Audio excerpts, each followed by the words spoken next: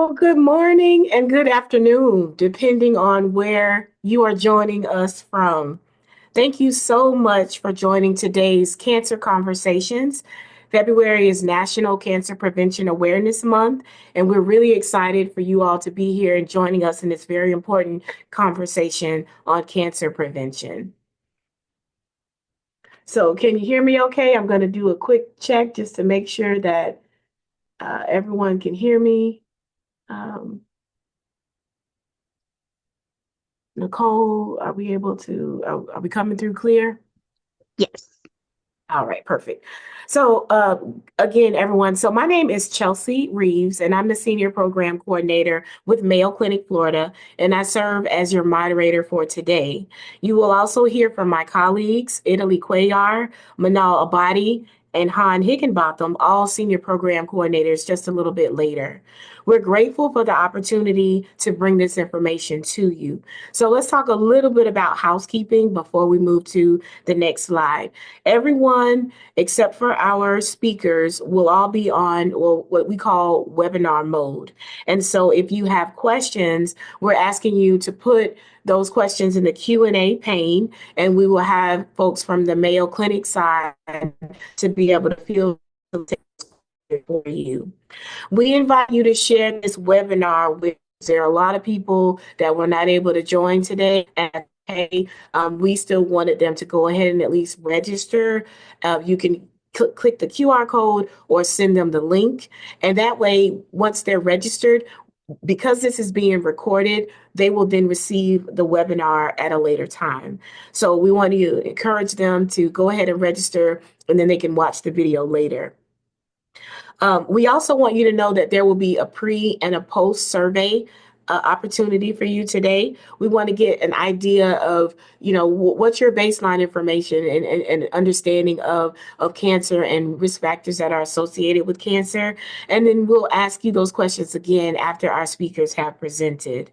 And we will also have chances for you to scan QR codes as well as click on links. You'll see QR codes show up on the screen. You'll see links in the chat to give you an opportunity to get connected to us just a little bit better. So let me tell you a little bit about Cancer Conversations. So Mayo Clinic's Cancer Conversations series is designed to bring researchers, physicians, and communities together to share and learn more about various cancer types, signs and symptoms, treatment, resources, and the benefits of participating in clinical trials. And in this particular event, we hear directly from our survivors and our caregivers who share their unique journeys. These cancer conversations are designed to educate us on knowing our health risks and help us to stay up to date on screenings, which empower us to take charge of our health. So that's what we're driving towards today. And we really hope that you all find information that we share to be beneficial. And then you can share this information with others, not just in your family, but in your community. So take a moment here now just to look at the order of our agenda. We have a packed agenda for you, but I think it's going to be very rewarding and educational for you. And so we just invite you to just sit back, take notes though, but then just really kind of get connected to what we're saying. And as we're going through, think about what's my current status, how I can share this information with others. Again, with the goal of taking charge of your health. So at this moment now, I want to invite up my colleague, Italy Cuellar, who's our Senior Program Coordinator in Arizona to facilitate the next activity. Italy? Thank you, Chelsea, and thank you, everybody, for joining us for the important conversation today. If you can please take a few moments to complete the pre-survey evaluation, there is a QR code on your screen, or if you prefer, I just added the link to the pre-survey in the chat.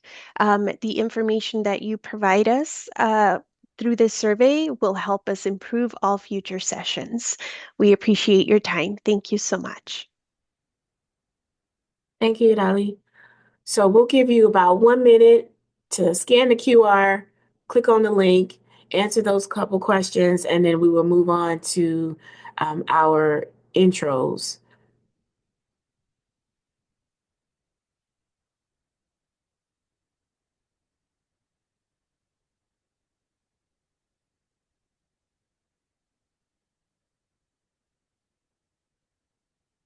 All right.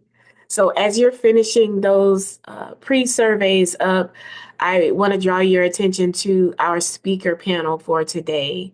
We have our medical expert, Dr. Aneesah Gareett, who will be speaking first. I'll read her bio and she will present on general cancer-related information and healthy lifestyle choices. We also have three of our survivors that are joining us from around our service area. Danielle Teal, who will be our representative who's our representative from the Midwest, Valencia Robinson, who's our representative from Florida, as well as who's our representative from Arizona. So these are all of our speakers today, and we're really excited to hear more about their stories.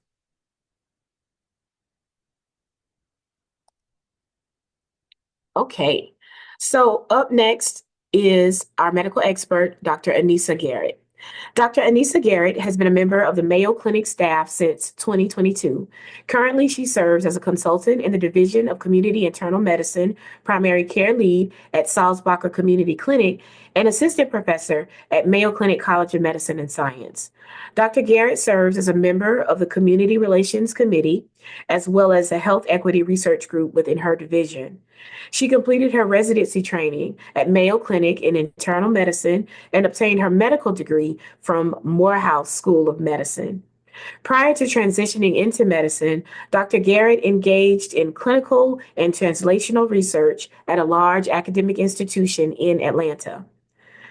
Her contributions resulted in many, many publications. So you got to get your hands on some of her publications and read about the work that she's done. In her spare time, Dr. Garrett enjoys spending time with her family, mentoring young adults, traveling, and practicing self-care. So now, Garrett, the floor is yours, and I'm happy to advance your story. Thank you so much for that introduction, Chelsea. Um, Thank you all so much for having me here today. I'm excited to speak with our community members regarding cancer prevention. If we can go to the next slide, I'll just quickly go over our objectives. And this is really to discuss lifestyle modifications of things that you can do to help reduce your risk of cancer. And next slide. So I have this slide here for a reason. So in 2025, it was a little over 2 million new cancer cases in the United States, with prostate cancer being the most common cancer among males, followed by lung cancer and colorectal cancer. And then among females, we see that breast cancer is the most prevalent, followed by lung and colorectal being the most common. So this just really points out the need for us to have the discussions regarding cancer prevention. And hopefully in another session, we can talk a little bit more about screenings. And we'll go to the next slide. And this particular slide really kind of breaks down the cancer incidence rates by race and ethnicity. And so what we see is that among men, cancer rates are the highest among Black men, while rates in women are the highest among American Indian or Alaska Native women. And we'll go to the next slide. So, are cancers preventable? And yes, so there is some data that suggests that about 42% of cancers are linked to modifiable factors. What exactly does this mean? This means that some of the cancers that people get can be attributed to things that we can actually change, like our diet, our physical activity, maybe excess body weight, whether or not we smoke cigarettes, exposure to UV radiation, like just kind of being in the sun without sunscreen, and then other cancer-related infections. Next slide. So one of the things I want to touch on first is nutrition. And as we go to the next slide, I want to just make you aware of very, I guess, known saying that we oftentimes use here in medicine, particularly in preventative care, is how do we utilize food as medicine? And this really helps us focus on looking at our plates and how are we optimizing our health outcomes by what we're eating. We know that picking certain types of foods, those that are high in antioxidants or anti-inflammatory, can be used to treat chronic illnesses, like things like diabetes or high blood pressure. And really, the goal is to integrate or to combine nutrition interventions and into healthcare. So, me as a primary care physician, my hope is that we can make sure that we are bringing in our nutritionists or integrative medicine colleagues to help maximize our outcomes. And sometimes that starts with what are we eating? And we'll go to the next slide. So it's going to be really important as you see this picture here that we have a very colorful plate. You see all of these beautiful colors here, and that's because each of those just bring us something unique to the table, right? So eating a variety of fruits and vegetables and whole grains, they're going to contain different amounts of vitamins, minerals, fiber, which we know is really good for our gut health and for our heart health, as well as things like antioxidants. And all of these foods that you see pictured here, these are key components to starting and maintaining an anti-inflammatory diet. We'll go to the next slide.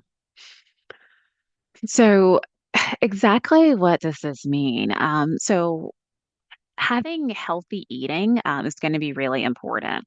And so that means that there are some things that we may need to take inventory of and limit kind of our intake. For example, red and processed meats. So things like beef, pork, deli meat, hot dogs, all of these things are very accessible and some of them may be inexpensive. We know that these particular foods can increase inflammation in the body.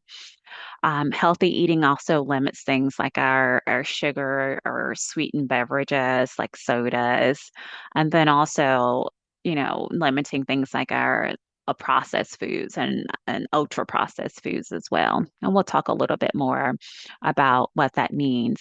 And really, the goal is to choose some other things. So, what can we replace these with? Ideally, more lean meats like your poultry, like your chicken or turkey are going to be helpful. Fish and other types of seafood are going to be less processed, have less fats in them. And then considering things like your plant-based proteins that you see here on the right, which are going to be like your legumes, things like your chickpeas, your beans, and also consuming like low-fat dairy products. We'll go to the next slide. So, is sugar directly linked to cancer? And not directly, but bear with me here as I kind of go over kind of my little formula that I have here.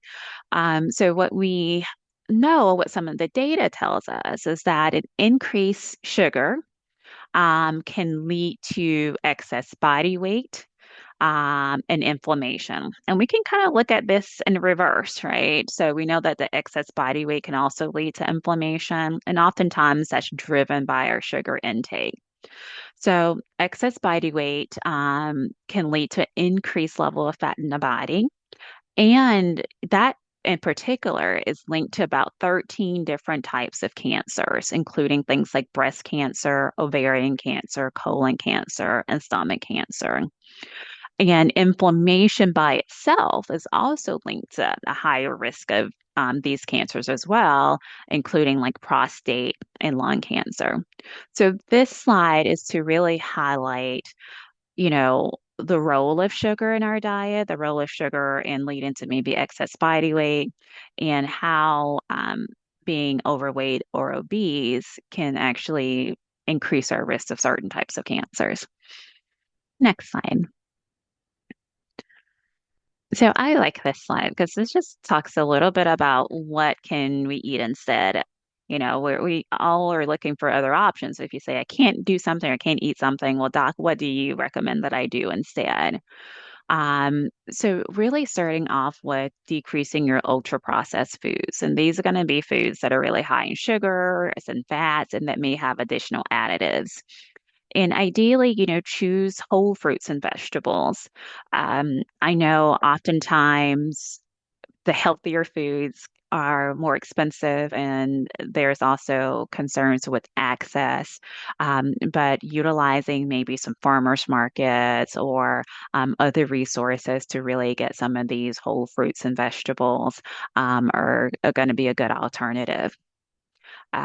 Also, kind of being prepared. Oftentimes, if we're busy working or, taking care of family, we want to pick and choose the quickest thing that we can get. And sometimes that may mean stopping at a fast food restaurant. That may mean just grabbing, a bag of chips or, some M&Ms or something that's just really quick and easy for us to get. But if we have access to, again, these whole fruits and vegetables, consider preparing some of these healthy snacks at home. And that can include things like your seeds or nuts, maybe chopping up some fruit, having some carrots, what may be a little dip like ranch, things that may be, easy and quick, but also healthy. The other thing I want to make sure we touch on is looking at food labels. And so you see this on the right side of your slide. Um, I think it's important that we understand how to read the food labels and look at nutritional facts. And one of the things I want to make sure we point out here is regarding kind of serving size. We know that oftentimes in our kind of Western diets here, we tend to eat a little bit more than maybe a serving size. Say, you go out to restaurants, they give you large plates, give you large servings, but kind of be aware of of how much you're eating and what does that mean about your caloric intake. So you'll see different food labels like this on mostly every food that we buy, especially those that are in the aisles. We seldom see these outside of the aisle, so that's what your meats or your produce.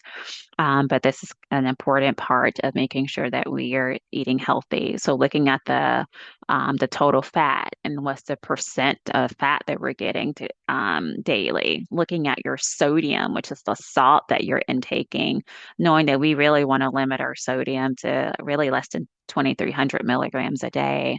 And so looking at the salt is important. Then looking at your carbohydrate intake. So carbs, fancy word for sugars. And there are sugars that we are naturally occurring that we may get from like our fruits and vegetables. But then we also know that there are some other foods that have the added sugars that really don't give us a lot of nutritional value. And under the total carbohydrates, we also see dietary fiber. Remember, fiber is really good. We want to take in fiber. It's going to help with our gut health, keep us regular, but also fiber plays a big role in decreasing our cholesterol and promoting a healthy heart. Okay. And then now alternative to, like sodas or other drinks that are high in sugar is consider water. Most of us need about 64 ounces of water or 8 cups of water a day. If you have certain health conditions, maybe your doctor will recommend that you drink less than that. But also consider things like black tea and black coffee as alternatives. We'll go to the next slide. Um, so what else can we do to minimize our risk of certain cancers? And one of those is going to include us exercising and really get to, moving our body. We'll go to the next slide here. So really the recommendation is that you get about 150 minutes of moderate to vigorous aerobic exercise a week. And that can be broken down in a couple of ways. Most of the physicians I know, they say maybe 30 minutes of intense workout 5 days a week. We know that that's going to help decrease cardiovascular disease, help with obesity prevention, help prevent diabetes, and really work to improve or prevent depression. And so, one thing I want to point out to you is that 15 minutes of jogging is equal to about 30 minutes of a moderate intensity walking. So for some of us, well, not us, because I'm a fast walker. But for those who are like, okay, I'm really active, I can jog, really 15 minutes of jogging 5 times a day really meets that exercise prescription. For some of us who aren't very active and we just want to get started, you can really do 3 10-minute intervals of working out or walking. That equals as much as you doing your 30 minutes straight of exercise. So I think, there's ways for us to slowly kind of incorporate this into our lifestyle. So it doesn't really seem like a burden, but it just becomes a part of what we do in our daily life. And also pointing out that exercising releases a lot of anti-inflammatory chemicals that can help support immune health. Okay. And so if we're able to optimize our physical activity, that's going to be really important. Excess body weight actually causes about 2 times as many cancers in women as compared to men. And so, obesity prevention again is very important. And the physical inactivity accounted for the most increase of rate of cancer in women. So I think this is us ringing the alarm that we need to get active and that we need to start moving a little bit more. And we'll go to the next slide. That this kind of highlights some of what I said before, that if you're able to exercise most days of the week, and that can be, 10 minutes in the morning, before work, 10 minutes on your lunch, and maybe 10 minutes even after work, that counts as your 30 minutes a day that you're getting. And really, this is going to help us maintain a healthy weight, aim to lose weight slowly, and really kind of, decrease calories. And I will just make a plug here that ideally the goal is for us to get about 7 to 10,000 steps in daily. So if you kind of get that on a daily basis, then I think you're um, in a good spot. But always, look for ways that you can improve and increase your physical activity. Okay. And the next slide, it just highlights that it's going to always be important to talk with your doctor before starting any exercise program.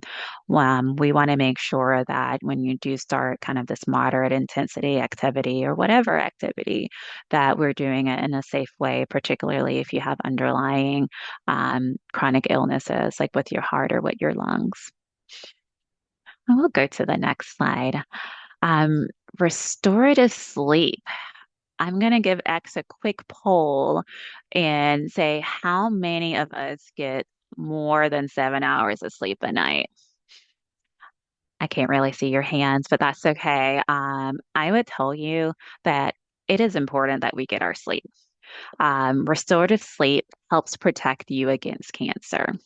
And the American Cancer Society recognizes that sleep deprivation, which is less than 7 hours of sleep a night, that can lead to an increased risk of obesity, overeating, and metabolic syndrome. And we know that from the previous slides that the increased risk of obesity can put us at higher risk of different cancers. And sleep is important for many other things. It's a time for our body to repair. We have immune surveillance, right? So our cells are able to go out and search for viruses or bacteria, things that shouldn't be there. Um, it decreases inflammation, also decreases the stress hormones in our body. We'll go to the next slide. So it's going to be important to get a good night's rest. And so, over the next couple of slides, I'm actually sharing with you all some information that I share with a lot of my patients, particularly those who tell me, hey, I'm having trouble sleeping at night. I have insomnia. I get into bed, I can't fall asleep. Like, what can I do? And so, it's going to be important to go to sleep, and wake up at the same time every day. Use the bed only for sleep and sexual activity, not for other things like being on your phone or being on your computer or watching television. Avoid napping during the day. And I'm going to go past some of these in the interest of time, but avoiding caffeine right before bed is also going to be important. We'll go to the next slide.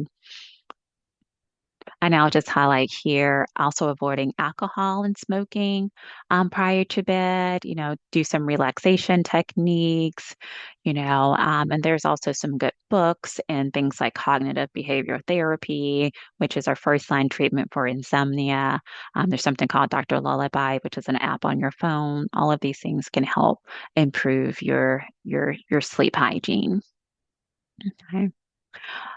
It is also important, we're going to go to the next slide here, that we talk about stress management. And the next slide highlights, um, the role of stress. And although there's no clear link with stress, with cancer incidence, we know that chronic stress can lead to things like increased stress hormones like cortisol.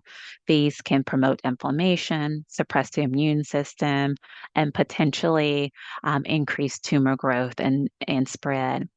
Um, there's more data for stress management for cancer survivors. And although we don't necessarily see a lot of that in kind of the prevention piece, but for our survivors, there's a lot of data that recommends, really striving to decrease overall stress. And we'll go to the next slide, where I talk just a little bit about cognitive behavioral therapy. I mentioned that for sleep, but we also have it for stress and anxiety. That we know that CBT can reduce anxiety and depression and even physical activities in cancer patients. Relaxation techniques are effective during active cancer treatment as well. And just mindfulness overall helps decrease symptoms of anxiety, depression, and chronic pain. And so the next few slides that we'll go through is just really kind of us just wrapping up here, and really talking about changing some habits. The role of alcohol, this one always gets everyone talking. So we'll just click a couple of times and I think the full slide will show up. So drink alcohol in moderation, if at all. So alcohol is a known group 1 carcinogen. This means that there is no safe amount of alcohol consumption for cancer and health, your overall health. So, really, the recommendation is to avoid it. But if you're someone who's like, oh, I prefer my glass of wine or drink sociably, you really want to limit that. For women, it's going to be 1 drink a day. For men, maybe 2. And we'll go to the next slide that highlights, we'll click a couple of times that really the recommendation is that we should stop smoking, right? Tobacco use is the most common cause of lung cancer. If you're able to avoid secondhand smoke, that's going to be favorable as well. And we know by stopping cancer, we're decreasing our risk of stopping smoking, we're decreasing our risk of lung cancer, head and neck cancer, and bladder cancer. And so we'll click through and just go to the next summary slide, which essentially just says if you don't take anything away from this particular talk, and we'll go to the next slide. I really just want you to recognize these few things.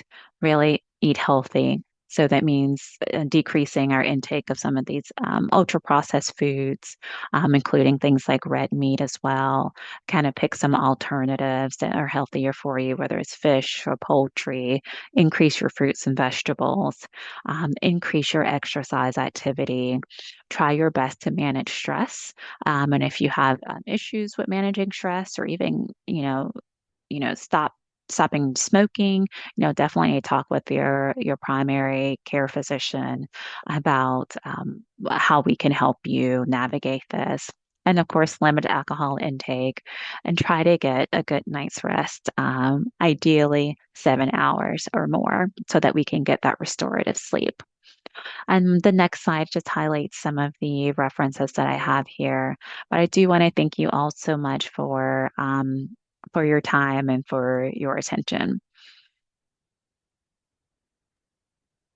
Dr. Garrett, thank you so very much. I don't know if we have the option to do reactions in webinar mode, but if so, please join us in thanking Dr. Garrett for sharing this information around cancer prevention, ways that we can help to increase our lifestyle change in a healthier way, but then reducing that cancer burden. We do have opportunities for question and answer in a little while. So we just invite you to put your questions in the Q&A pane. And when Manal Abadi comes on in a little bit, she'll facilitate that part. But go ahead and start putting your questions in the chat, and we will get to as many of those as we can. Thank you so much, Dr. Garrett. Really appreciate that. All right. So next up is our very first survivor. Her name is Miss Danielle Teal, and she is our representative from the Midwest. Danielle Teal is a senior program coordinator at Mayo Clinic. She holds a master's in organizational leadership and a project management professional certification. And her work is driven by a passion for creating systems and experiences that help people and organizations thrive. Danielle is especially motivated by initiatives that support employee well-being, foster joy at work, and bring a more human-centered approach to how work gets done. In December 2025, she was diagnosed with breast cancer, an experience that profoundly shaped her perspective and deepened her commitment to resilience, compassion, and living with intention. Outside of her professional life, she enjoys gardening, spending time outdoors, and dreaming up creative projects, including a long-term goal of traveling cross-country to perform intentional acts of kindness, and one day writing a book about radical kindness, which I think we all need right about now. So Danielle, please. Thank you so much, Chelsea. Hello, everyone. Thank you for being here today and for having me here too. Again, my name is Danielle, and I'm honored to share part of my cancer journey with you. Conversations like this matter because cancer doesn't always follow the rules we expect it to. My story is one of screening, awareness, and learning to trust my own body. And I just need to update just an edit that I got the year wrong. That's how, merged this experience has been. But it was actually in 2024 when I was diagnosed with breast cancer. In February of 2024, I had a routine mammogram and it came back clear. That result gave me reassurance. Like many people, I took comfort in knowing I was doing everything that I was supposed to do, staying up to date on screenings, attending appointments, and being proactive about my health. Then, on December 5th of that year, everything changed. That day, during a self-exam, I felt something that didn't feel right. I found a lump in my right breast. It wasn't dramatic, it wasn't painful, but it was different.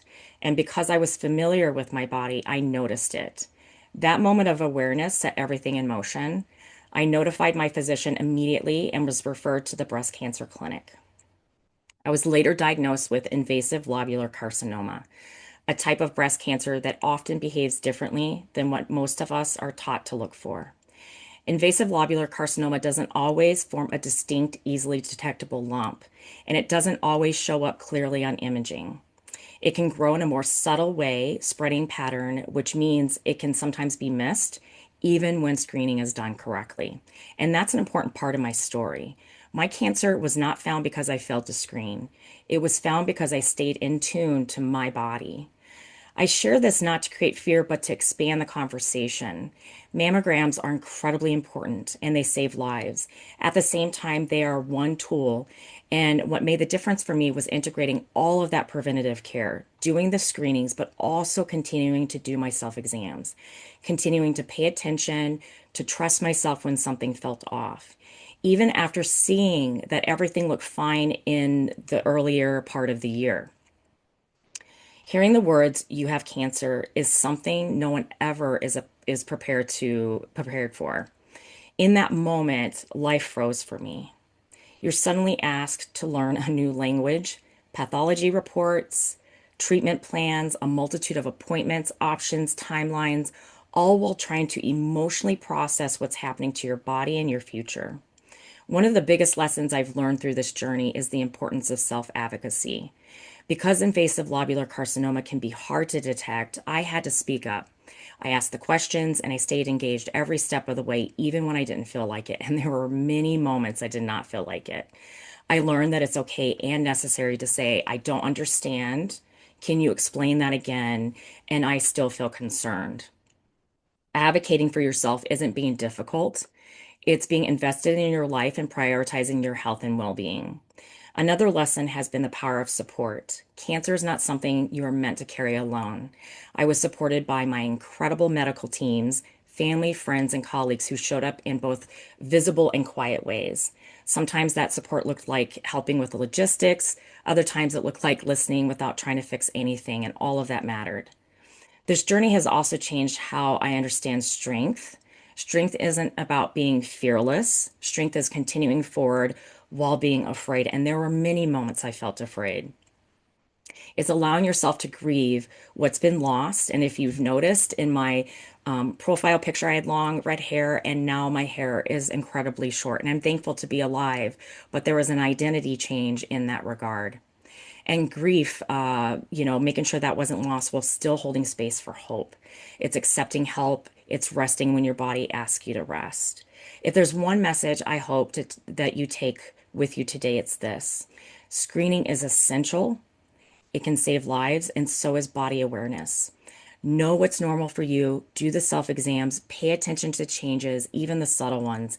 And if something doesn't feel right, trust yourself enough to follow up. When in doubt, get checked out.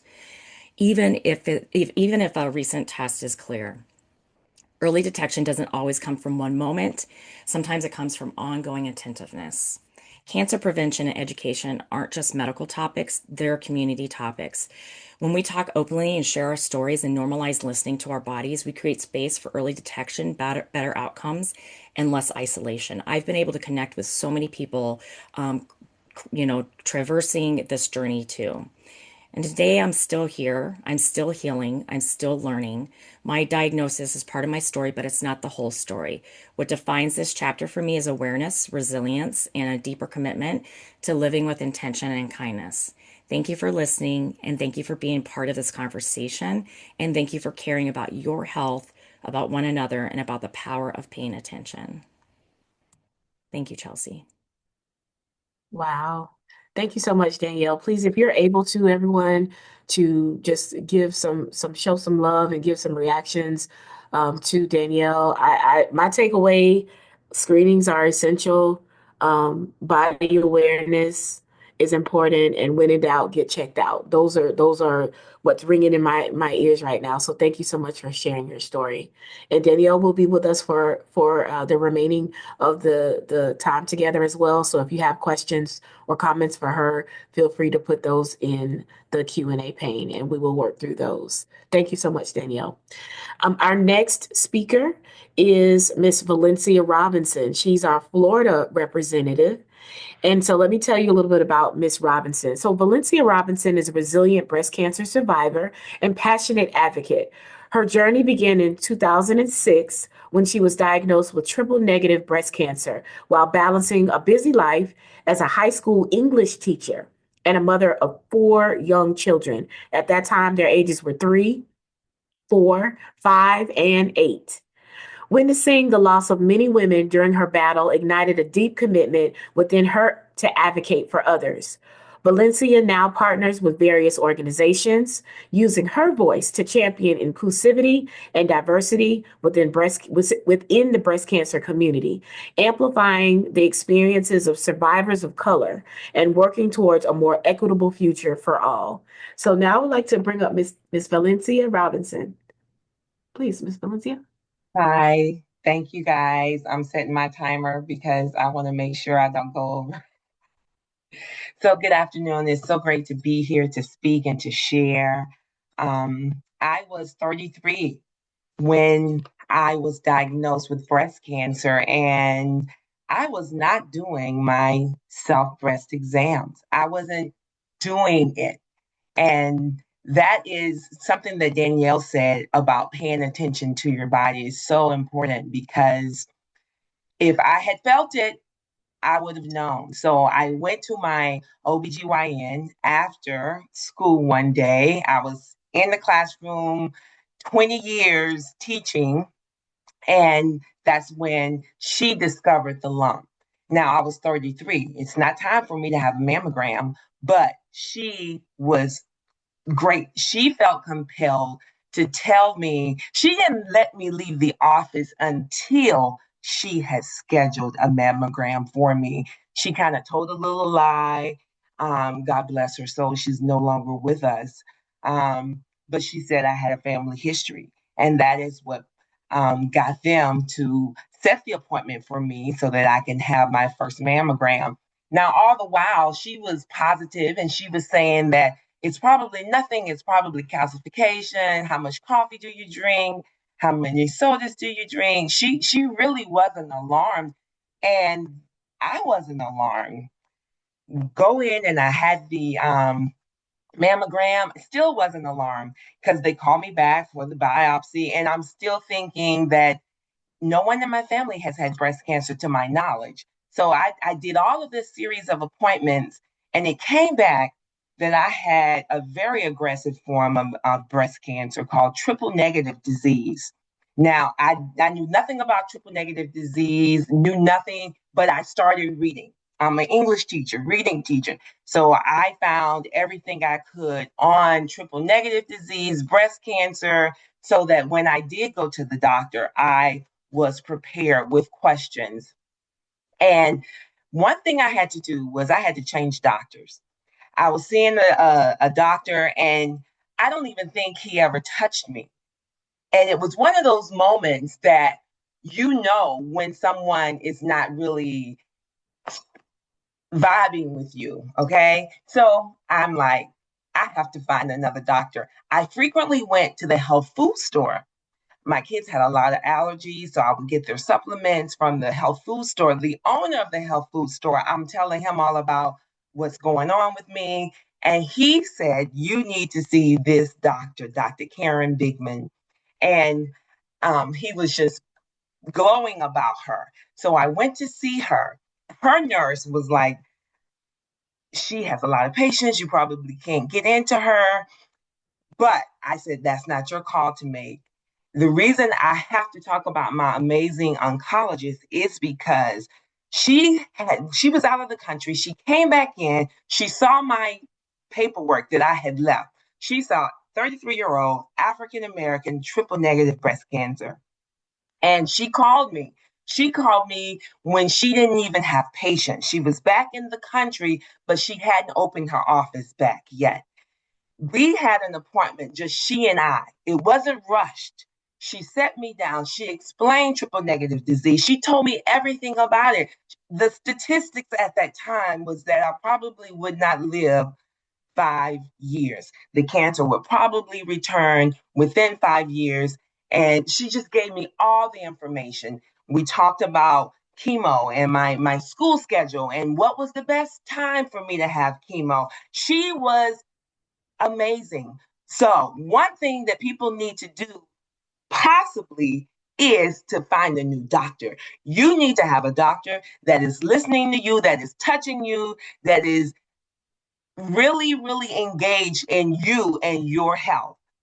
I had to have a double mastectomy, bilateral oophorectomy. My oncologist was so amazing. She taught me about the healthy eating that Dr. Garrett mentioned. She gave me books. She recommended supplements for me to take because I was still teaching.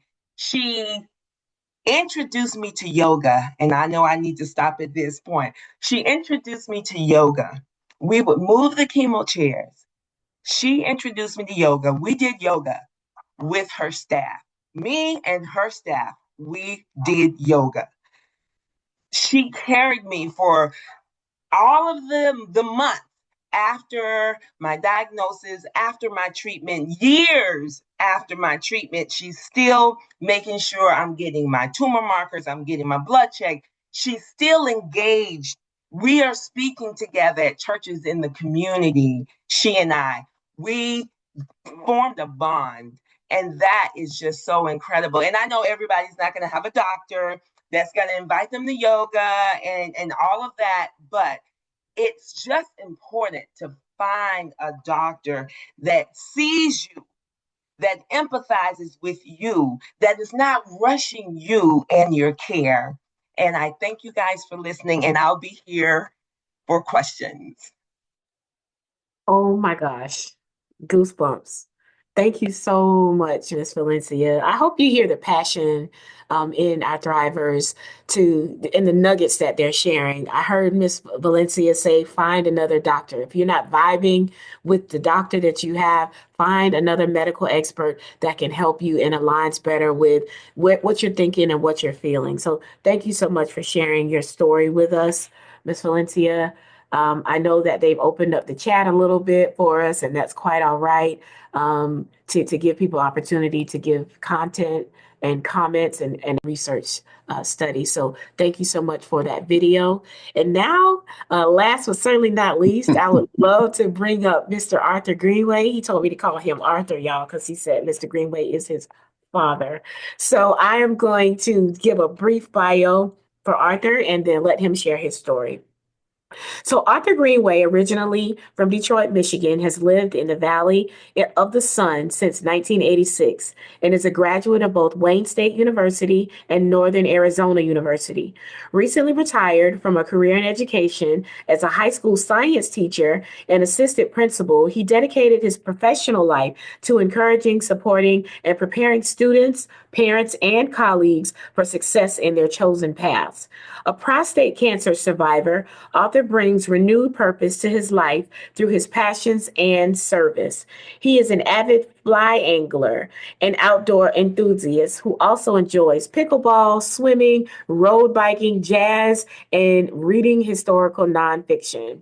Sounds like my kind of person there. Deeply committed to community outreach, he volunteers with organizations that align with his values, including the Be Kind People Project, Arizona Flycasters, Trout Unlimited, and the Mayo Clinic Comprehensive Cancer Center Arizona Advisory Board. Guided by the belief that knowledge is power, Arthur strives to enrich and educate others through meaningful connections, hoping to enhance both his life and the lives of those he meets. So, Arthur, please share your story. Wow. Thank you, Chelsea. First of all, hello, everyone. Um, in listening to the other stories today and the information that's been given, first of all, I feel very fortunate to be here. Um, I also want to give a shout out to the video that we just saw because the song "Eye of the Tiger" has always been associated with Rocky and Rocky being the underdog and being an advocate for himself and overcoming the odds. So that music is been synonymous with overcoming great odds. My cancer journey began in June of 2018. I had gone in for a routine annual physical examination, which I had done religiously many years before that. I had gone and followed all the medical guidelines as far as getting a colonoscopy as I got older. I was I was active, so my body weight. I didn't smoke.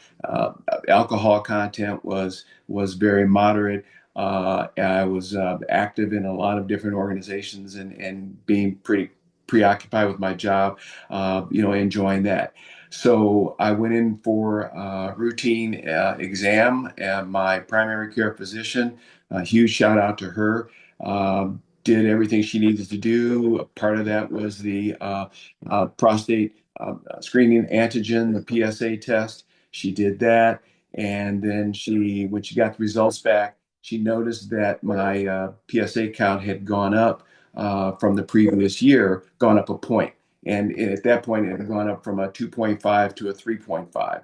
And it was one of those situations where she said, that's given your history, and there had been a history of cancer in my family, not prostate cancer, but other types of cancer. And she had all that information. But she said, that seems kind of odd. Let's follow up on that. Let me see you in 6 months. And let's do another PSA test and see what happens there. So I went back in December of 2018, and sure enough, the PSA number had gone up another point. So she says, something's going on. I'm not quite sure what it is. Let me refer you to a urologist. So I had a urologist appointment in January of 2019, and I went in at that point, following protocol, had a prostate biopsy. And I remember after I had the biopsy, urologist said, "Well, come see me in a couple of weeks. I'll have the results and we'll have a discussion." And he said, "You might want to bring your wife with you." And I'm thinking, I'm not thinking anything is wrong at this point, but I came back 2 weeks later. I did it on my way to work, and I said, if there's anything, I'll just let my wife know when I on my way in after I meet. So needless to say, I went in, and the urologist indicated at that particular point, the way he phrased it was, he says, "Well, you got a little bit of cancer." And but even the way he said it, he tried to couch it in the best way he could, but it still hit me like a ton of bricks that I heard the dreaded C word. And so he said, but because of the nature of my cancer, I was diagnosed with had a Gleason score of 6. So it was a stage 1, early detection stage of cancer. So at that point, he had a discussion with me and said, well, because it wasn't very fast moving, he said, you have some options. He said, you can either do active surveillance, you can have a prostatectomy. And he said, I can do that for you. And he explained that to me fairly quickly and said, get it taken care of, or you can consider doing radiation. So needless to say, at this point, when he's talking to me about this, I still had the cancer word in my head, and I was just hearing blah, blah, blah, blah, blah, but still taking in the salient points. So with that being said, I had the conversation I went to work, had that conversation with my wife that afternoon when I got home. And then the more I had a chance to think about it and dwell on it, it really started to set in the reality of that. So the first thing I started to do was to try to read everything that I possibly could, and found out that sometimes, like the old saying goes, too much of a good thing is not always a good thing. I, had just scoured the internet to find out as much information as I could. So fortunately, we had a family friend who it was a radiation oncologist, as a matter of fact. And she recommended, she says, look, first of all, you can certainly do all the research you want, but you might want to limit it to just a few areas. So I either went to the American Cancer Society, the National Institute of Health, or Mayo Clinic to get information about my particular type of cancer and everything that was related to it. And so I was weighing the 3 options, and that was really the toughest part for me, is to decide what I wanted to do. I had a chance to do nothing. I had a chance to do something. And I will tell you, for me in my journey, doing nothing was something that it was very difficult for me to wrap my head around. So I went in for a consult, and I elected to go to have radiation. In fact, it was brought to my attention that here in Phoenix, in Scottsdale, not only is there a radiation option through the Mayo Clinic, but a specialized type of radiation called proton beam radiation. And so when I went in to do a consult, I decided that was the way I wanted to go. I wanted to have this irradiated. So when I went in to meet with the radiation oncologist, he explained to me what the process was. And the more that I looked at that, the more that I thought that was the best treatment for me. So I made an appointment, was fortunate enough that they were able to consolidate my radiation treatments from 35, which would be normal broadbeam radiation, into, and I still can't believe it, but into 5 treatments of the proton beam radiation, still getting the amount of radiation that I needed in order to treat the malignant cancer. And fortunately, it worked well. It was successful. I had a whole different appreciation for what it means to ring the bell. And for those of you that have been through that process, you know what it's like after you finish your treatment. You ring the bell, and there's a whole historical significance to that. But after doing that, then I stayed true to the follow-up. I went in and met with the radiation oncology office. The first year, they wanted to do a follow-up just to just track what my PSA was doing and how I was feeling. And so that went on for 5 years. The first year of that, I went in twice a year, and then after that, I went once a year. But I went every single year, got it done, and I'm happy to say that in latter part of 2024, which completed my 5 years, my PSA level had reached what's known as a nadir level, which is the lowest it's going to be. And it was like a decimal 0.02. So at that point, I was classified as being cancer free.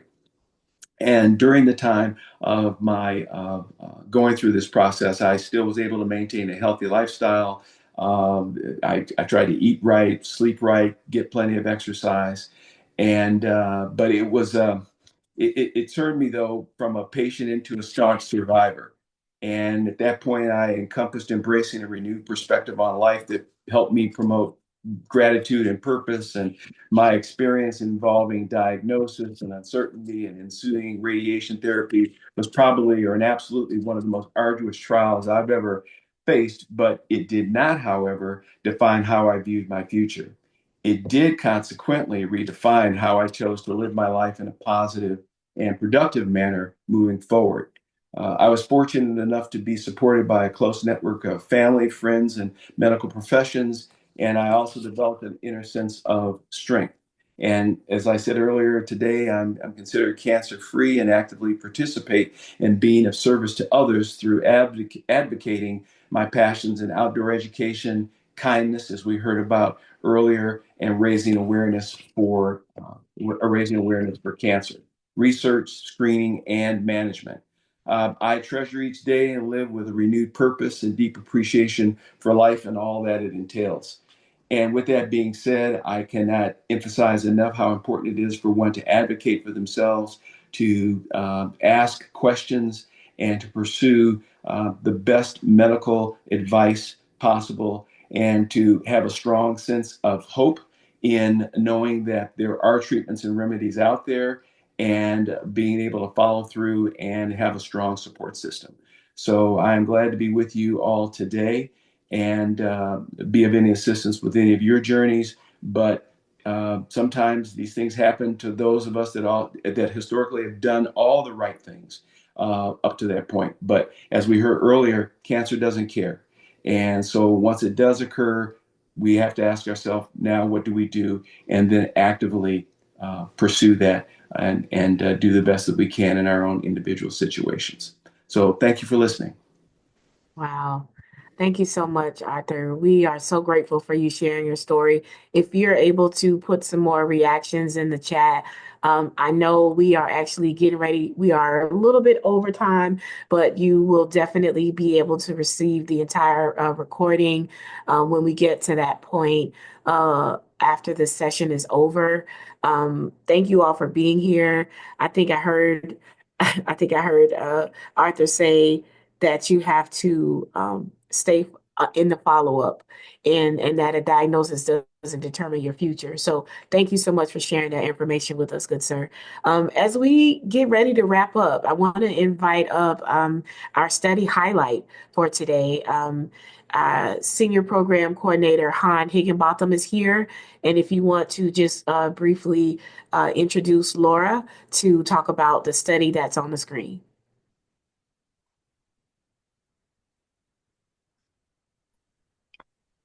Thank you, Chelsea. Let me go ahead and have Laura, so on the interest of time, have her go ahead and go into the study highlight and introduce herself. Okay, go right ahead, Laura. Thank you. Hi, I'm Laura Pacheco-Span. I'm a senior program coordinator and a research scientist in cancer prevention, specifically breast cancer prevention research. And I just wanted to share a study that focuses on prevention at a time when women are not typically thinking about cancer risk. It is called the PRBC study, which stands for Postpartum-Related Breast Cancer. Many people do not realize that breast cancer risk can temporarily increase after having a baby. And in fact, the risks can peak about 5 years after delivery and remain elevated for years after that. Breast cancer is diagnosed after pregnancy can also be harder to detect and may behave more aggressively. So after pregnancy and breastfeeding, the breast naturally goes through a period of change as it returns into its pre-pregnancy state. The process involves inflammation. In some women, ongoing inflammation during this time may increase future breast cancer risk. So we are asking an important question. Can we safely reduce inflammation during this window and potentially lower long-term breast cancer risk? In this study, women take one low-dose aspirin, 81 milligrams, once a day for about 6 weeks. The aspirin is provided at no cost, and we look at changes in specific markers in breast tissue before and after taking aspirin to see if inflammation improves. So, who's eligible? Women who are 18 to 45 years old, have had a baby within the past 10 years, are premenopausal, have never had breast cancer, and are not currently taking aspirin, NSAIDs, or blood thinners. Women who are planning a breast biopsy or breast surgery for benign reasons may join. Women who had a recent benign biopsy may also qualify, and healthy volunteers who meet eligibility criteria can participate through a research biopsy performed as part of the study. So participation includes breast tissue collection, which are biopsies at 2 time points, blood and urine sample collection, taking low-dose aspirin for about 6 weeks, 42 days, completing questionnaires, and a safety follow-up visit or a call. Safety is closely monitored throughout the study. So this is an early prevention study. We're looking for biologic changes that show we are moving in the right direction. If we see promising results, this could lead to larger prevention strategies designed specifically for young mothers. Right now, there are very few prevention options for young premenopausal women. This study focuses on a window after childbirth when the breast may be more vulnerable, but also potentially more responsive to intervention. If you had a baby within the last 10 years or know of someone who has and is interested in contributing to breast cancer prevention research, this study is for you. Please, you can, I think Chelsea's gonna put the link. So you can click on the link on the chat, or you can scan the QR code on the screen to learn more about the study. So this is about changing the story of breast cancer before it ever begins. Awesome. Thank you. Thank you so much, Laura. So if you have further questions, just grab that link and then contact them directly. Just so you all know that as part of our Cancer Conversation series, we have a study highlight that community members can participate in and be a part of if you ever have a desire to learn more about research studies and clinical trial participation. So thank you again, Laura. Thank you, Han, for that. And now as we continue to wrap up, I'm going to bring up Manal Abadi. She is our senior program coordinator in the West, Rochester. She is going to facilitate the next two activities. I know that some of the questions have been answered in the chat already, but also with our post survey. So I'll let you facilitate that part, Manal. Thank you, Chelsea, and thank you to all the presenters who shared their story this afternoon. This was extremely empowering and wonderful to hear. I did see a few questions come through the Q&A box, but Dr. Garrett did a wonderful job of responding to all of those questions. And in the interest of time, I will assume that those have been taken care of. If there are any other questions that you have at this time, please feel free to put them in the Q&A box. In the meantime, we can transition over to the post survey. So at the beginning of the webinar, you all had the opportunity to complete a short survey to let us know what you currently knew at that time. And now we're going to ask you to take a post survey to show us if there's been any new knowledge increase or growth in those spaces. So if you could take these surveys, this would be very helpful to us. A link is going to be posted in the chat that you can use to take the survey. And then there's also a QR code on screen that you can utilize. Awesome. Thank you so much, Manal. So as you continue to answer those questions, we're just going to move right through to give you another, you've heard a lot of information today from our medical expert, from our cancer survivors, our thrivers that have shared their story. And you may be thinking, you know what, sign me up. I'm ready to participate. What you got going on in Florida and the Midwest and Arizona? I want to do it. I want to do it all. Well, here on the screen and in the chat, you'll be able to access a few links that will help answer those questions. If you are someone, because we believe in advocacy, and February is National Cancer Prevention Awareness Month, and we're doing a lot of that through advocacy and awareness, we want to bring these two initiatives to you. One, community engagement studios, and then two, community research registry. In our community engagement studios, this gives you an opportunity to provide direct feedback to our researchers as they are building their studies. So before it ever goes to any proposal or funding states, before it becomes a full research project, you have an opportunity to give your direct feedback to our researchers in designing and building their studies. And so we want to invite you, if you're interested in doing that, this is the Community Engagement Studios QR code on the left-hand side. And in the chat, that link will be available to you. But it's a 90-minute virtual conversation where you hear about a researcher's study idea and you're asked a couple questions. And then basically we guide the conversation so that you give that direct feedback to that researcher before that actual study becomes a full-fledged proposal. On the right side, Community Research Registry itself is a national database that's open to give our communities opportunities to hear about research studies that are ready to go, that they're eligible to participate in.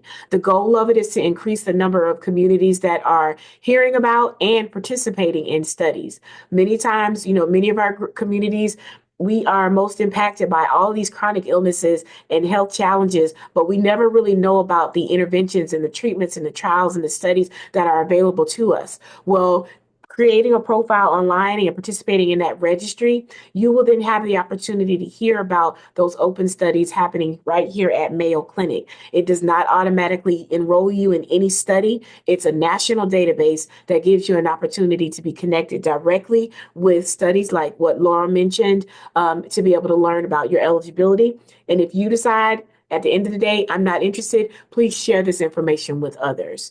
Also, if you are a survivor or a caregiver, you want to share your story like Ms. Robinson and Mr. Greenway and Ms. Teal have done today, let us know. We will be happy to add you to our Speakers Bureau for any future initiatives. So I will stop there and just move us right along. But I just want to take this time to invite you all to, if you're not already connected with us on social media, let's follow each other on social media. We have our Instagram and our Facebook handles also available to you. Those links will be put in the chat. And we just want to thank you for being able to be a part of our conversation today. The Cancer Conversation series happens at all of our sites, virtually and in person. So it's just a matter of you getting connected to one of your program coordinators, myself, Manal, or Italy, and we can make sure to get that information to you on when the next Cancer Conversations will be happening in your area. So I want to wrap us up, and I want to thank you all for being here. Thank you to our speakers. And for sharing of your time. This recording will be available to you, and we will send that out as soon as possible. But thank you, the audience, for spending this time with us.